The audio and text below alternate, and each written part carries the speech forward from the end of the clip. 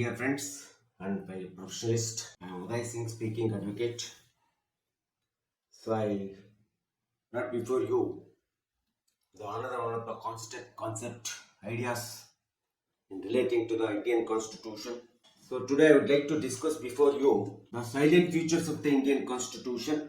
As like Indian Constitution, you know that it's having its own characteristics or the features or the salient features or the attitudes or the attributes. See, regarding the features, salient features of the characteristics of our constitution, the first and foremost feature I would like to explain, that is a written and detailed constitution in the world.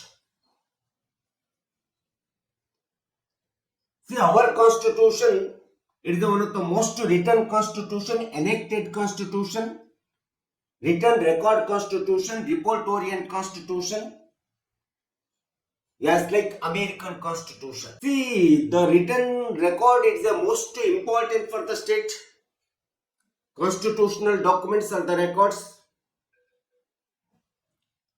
Our framers of the Indian Constitution, you know that it has been framed, our Constitution, as per the documentary aspects.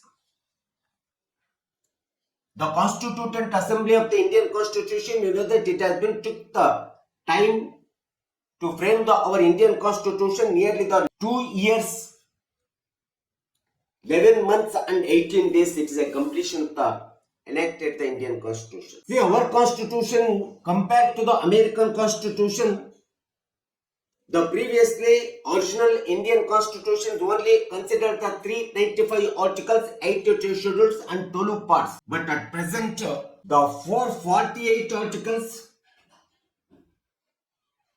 and 12 schedules, 24 parts, it has been divided in Indian Constitution.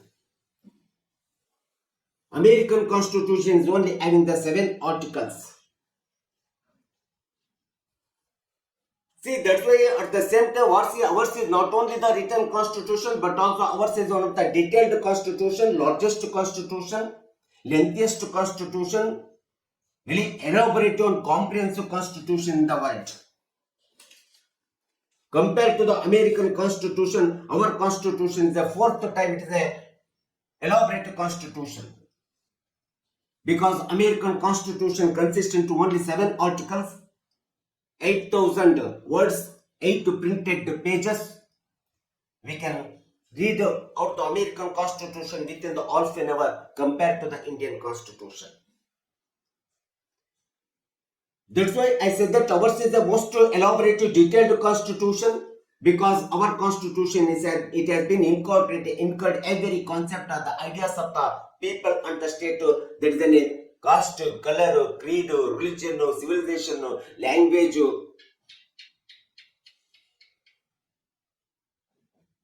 and interest of the people. See, at the same time, the elaborate relationship between the central and state government, fundamental rights, directive principles of state policies, each and every ideas of the concept we have been found in our constitution. That's why I would like to say that ours is the most detailed constitution, elaborate, largest constitution in the world. So at the same time, the first and foremost feature of the Indian Constitution is a written, enacted constitution. I said that. Now the second important salient features of the characteristics we have been found in our constitution, that is a parliamentary form of the government.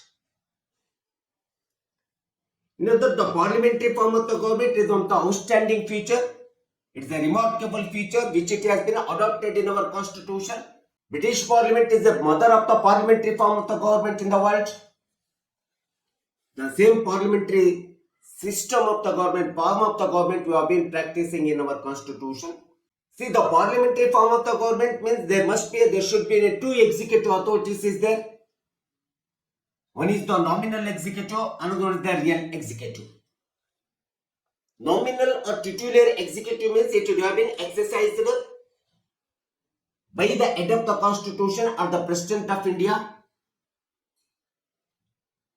The real executive, It would have been exercised by the Prime Minister and its Cabinet Minister, the Council of Ministers. It is the real executive.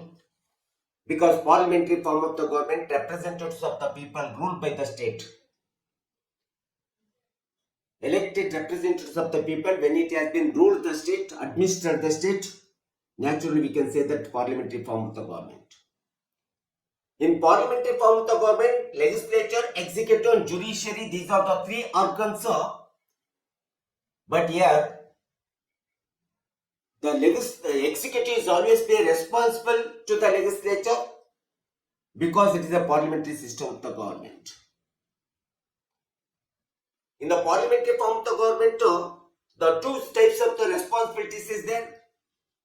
One is the individual responsibility, then second one is the collective responsibility. The individual responsibility, it is the responsibility has been on the shoulders of the Prime Minister, and collective responsibility is a Prime Minister and individual minister, and collective responsibility, each individual as having the individual as well as the collective responsibility in the parliamentary form of the government. See, that's why parliamentary form of the government, which it has been, we have adopted through the British administration, the same we have been continued in our constitution. The parliamentary form of the government is one of the second important salient characteristics of the features of the Indian constitution. Now, third important feature I would like to discuss with you, that is a rigidity and flexibility of the constitution. Our constitution is a flexible as well as the rigidity nature of the constitution. Flexible means the process of the amendment of the constitution, it is easyable. The rigidity means the difficult or process or amendment of the constitution is not easyable, it is a very difficult. We can say that it is a rigidity. See, but the Indian constitution, neither the flexible as like the England constitution, nor the rigidity as like the American constitution, but ours is a multi-nature or mixed nature, having the flexible as well as the rigidity of the constitution. See, England constitution, by the simple majority of the parliament, they can amend the constitution at any time, any circumstances. But whereas the Indian constitution, by the only the simple majority, by the two-third majority of the parliament, we can amend the constitution only for the certain circumstances. But remaining two procedures, it is by the two-third majority of the amendment of our constitution is a simple and flexible nature.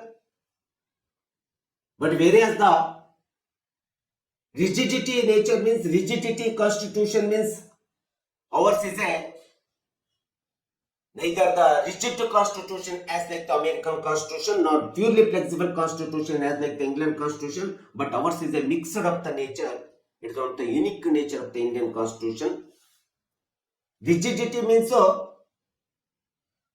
it is a very difficult process to amend the constitution unless and until without the two-third majority of the both the houses of the parliament and with the ratification of the more than half of the state legislatures, approval of the ratification of the approval of the half of the state legislatures, we cannot amend the Indian constitution.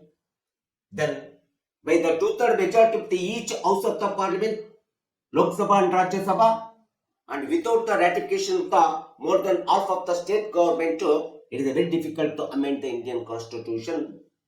These are the mixture of the nature, both the England and American nature. It is a unique feature or characteristics of the Indian constitution. Third important feature. Then fourth one is unitary as well as the federal constitution.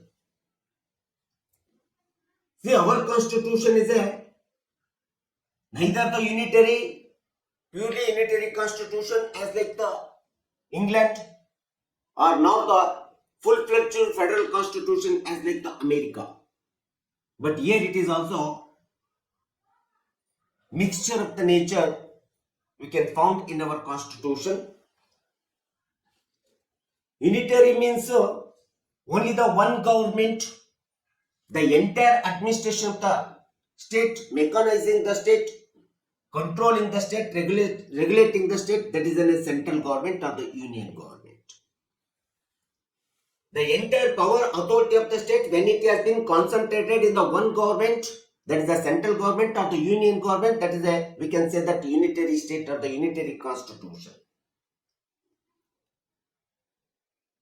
Then federal structure, federal nature of the constitution means the entire power or authority of the state when it has been distributed, allocated between among the dual government or the two government, that is in both the central and states government, that is in a federal structure of the constitution.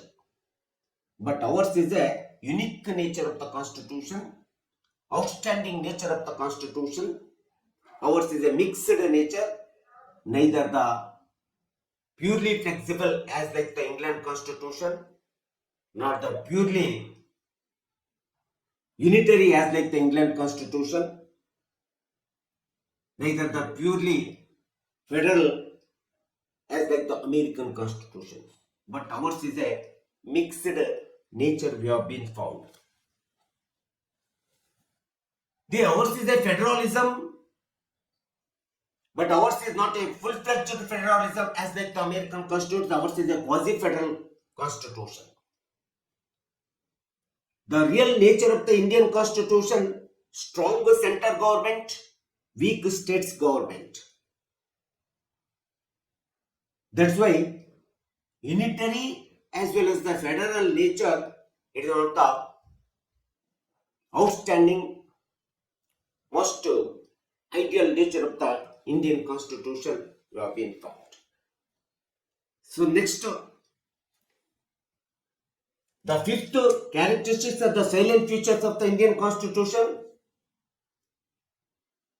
I would like to say that is in a secular state. See, ours is a secularism. Secularism, it is not a concept, it is not the ideas of our constitution. Our constitution is adopted the secularistic views, ideas. See, the secularism, it means completely eradication of the caste, color, creed, religion. But our Indian constitution is here is a different types of the religious people is here resided in India. Secularism means it is not the eradication, elimination of the religious ideas, religious concept. India is a federation of all religion, we can say that. See, secularism means as per the provisions of the Indian constitution, our constitution does not represent any particular religion, either the Hindu or the Islam or the Christian, whatever it may be there. All religions are equal. Every individual having its own practice, his own religious, his own views, as per his own views or as per his own thoughts. You cannot restrict anyone. Secularism means it is a equal treatment for all religious, equally have the right to represent every religion in the society. The religion means we should not mix the discrimination against any religion. You have to be equally treated. The all religions are equal according to the principles and the provisions of the Indian Constitution. Another one of the most important salient features of the characteristics of the Indian Constitution, it has been included in our Constitution, that's the fundamental rights. See, fundamental rights is a basic view, ideas, cherished ideas of our Constitution, which it has been incorporated in our constitution. Without the fundamental rights, there is no validity for the constitution. The concept or the ideas of the fundamental rights, it is granted or guaranteed by the Indian constitution as per the process of our constitution to the citizens of the people. We have been brought from some other constitution, this concept from the American constitution.